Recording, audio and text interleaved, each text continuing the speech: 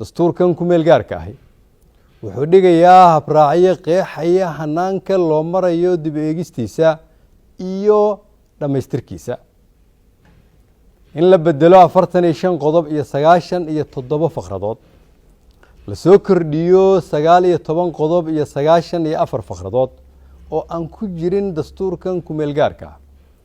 la tiro 3 qodob iyo 26 faqradood oo horey ugu jirtay dastuurkan ku meel gaarka ah ma ahan dastuur la dhamaystirayo ee waa dastuur cusub oo loo qorayo ummadda Soomaaliyeed iyadoo aan heshiis lagu ahayn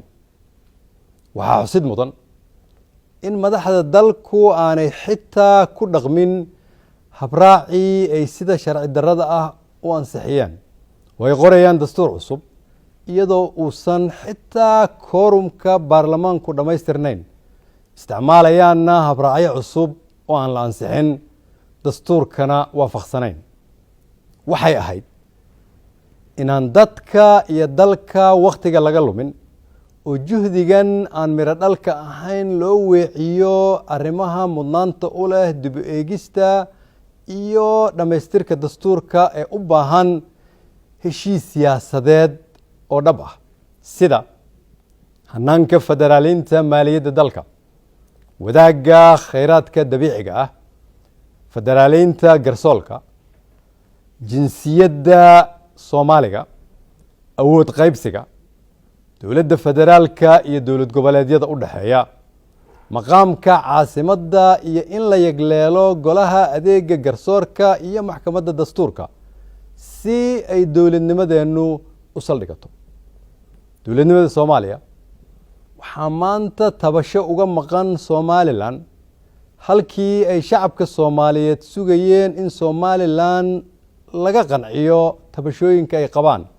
si ay qayb uga noqdaan geedi socodka dowladnimadeena waxaa ayaan darro ah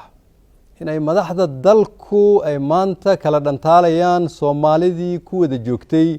heshiiska siyaasadeed oo ay gaarayaan go'aano waaweyn oo taabanaya haykalka dowladnimada iyo arrimaha masiiriga ah ee dalka iyadoo dowlad goboleedka Puntland aanay qayb ka ahayn waa dhaqan abuuraya khilaaf kala shaki ah iyo hubanti la'aan siyaasadeed dhaawacna ku ah hayaanka dowladnimadeena midnimada dadkeena iyo dalkeena iyo wadajirka ummadda Soomaaliyeed waxaan sidaa daraaddeed madaxda qaranka gaar ahaan madaxweyne xasan sheekh ugu baaqaya inaanu ka leexan dariiqii aan ku wada baadi goobaynay siyaasad loo dhan yahay ogaadaana in dadka Soomaaliyeed aanay iloobin hadalladiisii ahaa in qof keligiis ahi aanu talada dalka isku koobi karin si aan dib loogu noqon dariiqii adkaa ee aan ka soo marnay dowladnimada aan maanta haysanno guddoonka labada aqal iyo baarlamaanka xildhibaanadiisa dhammaantood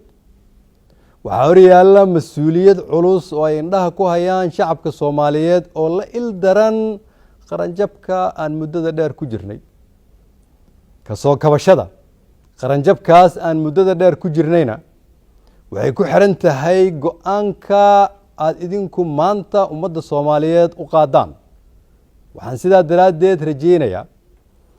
inaad u hiilisaan dalkiina iyo dadkiina